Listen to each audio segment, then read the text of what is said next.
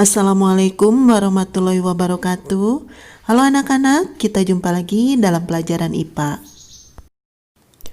Hari ini kita masih belajar bab 3, yaitu tentang penyesuaian diri makhluk hidup dengan lingkungannya. Jika pada pertemuan sebelumnya kita sudah belajar penyesuaian diri hewan dengan lingkungan, sekarang kita akan belajar penyesuaian diri tumbuhan dengan lingkungan. Tidak hanya hewan, tumbuhan juga memiliki kemampuan untuk menyesuaikan diri atau adaptasi dengan lingkungannya. Tumbuhan menyesuaikan diri untuk dapat bertahan hidup di habitatnya dan untuk mempertahankan diri. Nah, sekarang anak-anak, yang akan Ibu jelaskan adalah penyesuaian diri tumbuhan dengan habitatnya. Beberapa bentuk penyesuaian diri tumbuhan untuk menyesuaikan diri dengan kondisi lingkungan antara lain terdapat pada tumbuhan-tumbuhan berikut. Yang pertama, teratai dan eceng gondok. Hidup di lingkungan yang berair, tumbuhan air melakukan beberapa penyesuaian diri untuk dapat hidup di daerah berair. Adaptasi teratai terhadap habitatnya yaitu daun tipis dan melebar untuk meningkatkan penguapan air. Sedangkan adaptasi eceng gondok terhadap habitatnya yaitu batang dan pangkal daun eceng gondok memiliki banyak rongga udara untuk mempermudah mengapung di permukaan air. Akar eceng gondok lebat dan berserabut, berfungsi untuk menjaga keseimbangan agar tidak mudah terbalik di permukaan air. Penyesuaian diri tumbuhan selanjutnya yaitu tumbuhan kantong semar. Kantong semar merupakan tumbuhan insektivor.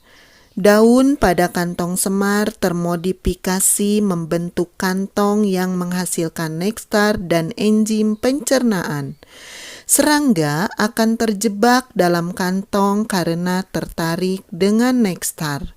Tubuh serangga kemudian tercerna oleh enzim pencernaan. Adaptasi ini dilakukan kantong semar karena hidup di lingkungan yang sedikit mengandung unsur nitrogen.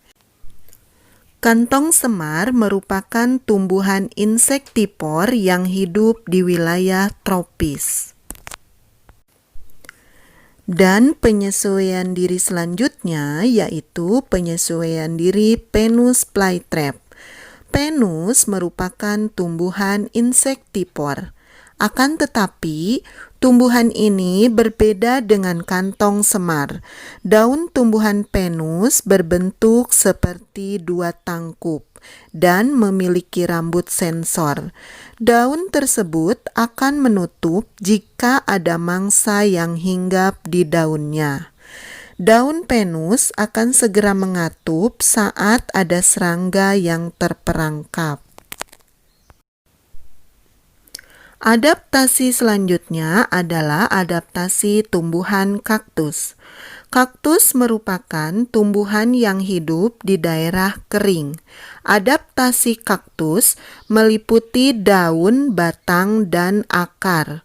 Daun kaktus termodifikasi menjadi seperti jarum atau duri. Bentuk tersebut berguna untuk mengurangi penguapan. Duri kaktus juga berfungsi melindungi diri dari hewan pemangsa. Nah, anak-anak, batang kaktus membesar dan berdaging karena digunakan sebagai tempat menyimpan air. Permukaannya dilapisi lilin untuk mencegah penguapan. Akar kaktus panjang dan banyak serabutnya. Hal tersebut bertujuan untuk memperluas daerah penyerapan air. Dan untuk adaptasi berikutnya yaitu adaptasi tumbuhan bakau. Bakau merupakan tumbuhan yang hidup di tepi pantai. Habitat bakau berlumpur dan didominasi oleh pasir. Oleh karena itu, tumbuhan bakau beradaptasi dengan memiliki akar tunjang yang membantu menyangga batang agar tidak roboh saat terhempas oleh ombak. Tanaman bakau jenis lain yaitu api-api juga memiliki akar napas yang membantu penyerapan oksigen dari udara. Nah, anak-anak, untuk tumbuhan selanjutnya yaitu tumbuhan jati atau pohon jati. Pada musim kemarau, selalu menggugurkan daunnya atau meranggas. Daun-daun tersebut digugurkan sebagai upaya terhadap lingkungan yang kering dan panas. Jika daun digugurkan, penguapan air akan berkurang. Tumbuhan lain yang menggugurkan daunnya pada musim kemarau adalah pohon kapuk, mahoni, dan pohon kedongdong.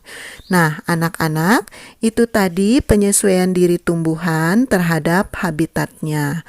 Anak-anak, pelajaran kita hari ini Ibu cukupkan sampai di sini.